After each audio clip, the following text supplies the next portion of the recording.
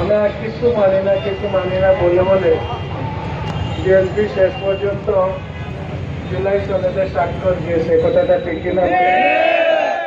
এরপরে সরল লাগবো এখানে নোটক দিচ্ছেন, একটা না দিলে ইজ্জত কিভাবে পাচ্ছে, একটা রাখছেন, কিন্তু অনেকটা আগাইছেন। এরপরে আলহামদুলিল্লাহ বিচারের ব্যবস্থাটা অনেকটা অগ্রসর হয়েছে, আর এই 16,000 দর্শকদের মাধ্যমে সরকারের বিষয়টা অগ্রসর হয়েছে। এই সব কিছু কার্যকারী ভাবে যদি গণভোট হয়, গণভোটে ওনারা মেনে নিয়েছেন, কথাটা ঠিক কিনা?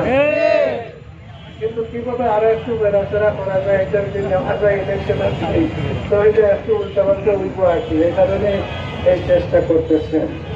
আমি আশা করি আসলে এই মুহূর্তে এই দেশের বৃহত্তম একটা রাজনৈতিক দল বিএনপি আসলে দলের চেয়ে নিজের স্বার্থের চেয়ে দেশের স্বার্থটাকে বড় করে দেখা দরকার। এবং জুলাই যোদ্ধাদের এই রক্ত, শুধু জুলাই যোদ্ধাদের রক্ত না, আপনাদের রক্ত, আমাদের রক্ত অনেক পড়েছে, এটার প্রতি সম্মান রেখে আর কিছুই লাগবে না। যেদিন গণভোটটা আমরা নভেম্বরের ভিতরে করে ফেলতে পারি, তাহলে এটা একটা আইনগত ভিত্তি হয়ে গেল এবং মজবুতভাবে একটা নির্বাচন করা সম্ভব হবে।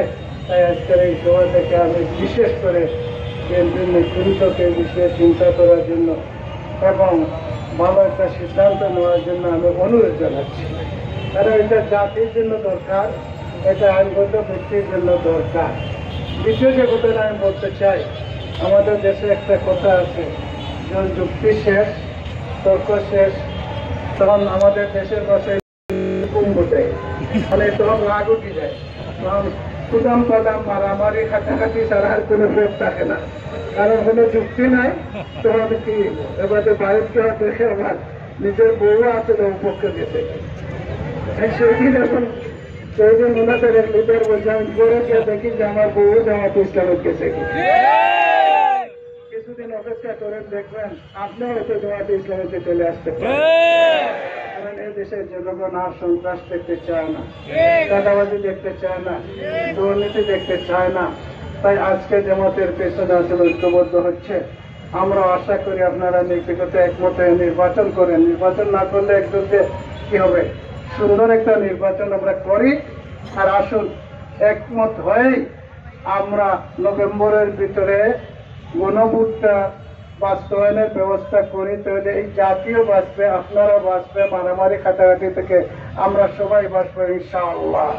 আর একটা জিনিস আমরা স্মরণ রাখেন, জামাতে ইসলামের আমিরকে ফাঁসি দেওয়া হয়েছে, অনেককে ফাঁসি দেওয়া হয়েছে, ছাত্র শিবিরকে গুম করা হয়েছে, এই সব কিছু করা হয়েছিল এদেশ থেকে ইসলামকে বিদায় করে দেওয়ার জন্য, জামাত ইসলামীকে শেষ করে দেওয়ার জন্য, ছাত্র শিবিরকে শেষ করে দেওয়ার জন্য।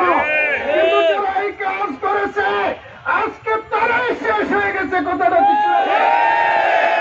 যদি এই সহজ পথ ধরে না আসান, আমার বিশ্বাস এমন একদিন আসবে এই বাংলাদেশের ইতিহাস থেকে বিএনপি নামক দলটি শেষ হয়ে যাবে। এই দেশকে বাঁচানোর জন্য, জুলাই যোদ্ধাদের সম্মান প্রদর্শনের জন্য গোটা জাতিকে ঐক্যবদ্ধ হয়ে এই আন্দোলন ঝাঁপিয়ে পড়া সিলেটবাসীকে ঝাঁপিয়ে পড়া ওদের আহ্বান জানিয়ে আমার কথা আমি শেষ করছি। আসসালামু আলাইকুম ওয়া রাহমাতুল্লাহ।